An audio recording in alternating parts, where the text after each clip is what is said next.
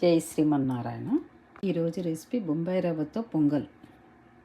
Pan పెట్టుకొని నెయ్యి వేసుకోవాలి. నెయ్యి బాగా పడుతుంది. ఇది నేతిలో జీలకర్ర, మిరియాల పొడి, అల్లం ముక్కలు, జీడిపప్పు, ఒక 2 పచ్చిమిరపకాయలు అన్నీ వేసేసుకోవాలి. ఇలా వేసుకొని ఇట్లా ఎర్రగా గోలించుకోవాలి.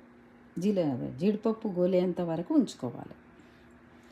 జీడిపప్పు గోలాక వాటర్ పోసుకోవాలి.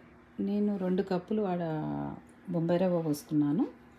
8 కప్పుల వాటర్ పోసాను. మీకు ఎంత వీలైతే అంత పోసుకోండి. అలా గోలాక వాటర్ పోసేయండి.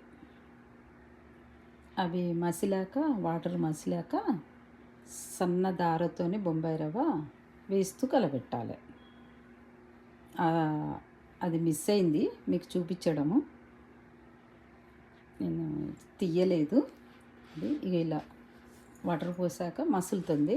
మసిలాక బొంబాయి రవ్వ వేసుకోవాలి. ఇది తొందరగా అవుతుంది.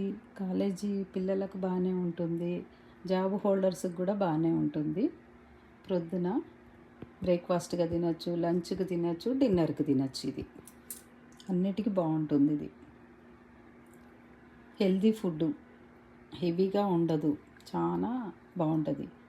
పెసరపప్పు వేయాల్సిన అవసరం లేదు. పొంగల్కి పెసరపప్పు వేసుకుంటారు కదా, ఇది వేసుకోకున్నా బాగుంటుంది. చాలా బాగుంటుంది. ఇలా రవ్వ పోస్తే ఇక ఇలా ఉంటుంది, ముద్దలాగా వస్తుంది. చాలా బాగుంటుంది. తర్వాత కొత్తిమీర వేసి దించేసుకోవాలి. సాల్ట్ వేసి దించాలి. కొత్తిమీర వేసి సాల్ట్ వేసుకొని దించేసుకోవాలి. వాటర్లో కూడా వేసుకోవచ్చు. వాటర్లో వేస్తే అంత కలిసినట్టు ఉంటుంది. నేను తర్వాతనే వేసాను. ఇదేదో పల్లి చట్నీ, దీనికి పల్లి చట్నీ బాగుంటుంది, టమాటా చట్నీ కూడా బాగుంటుంది. ఈ 2 నేను చేసి చూపించలేదు మీకు.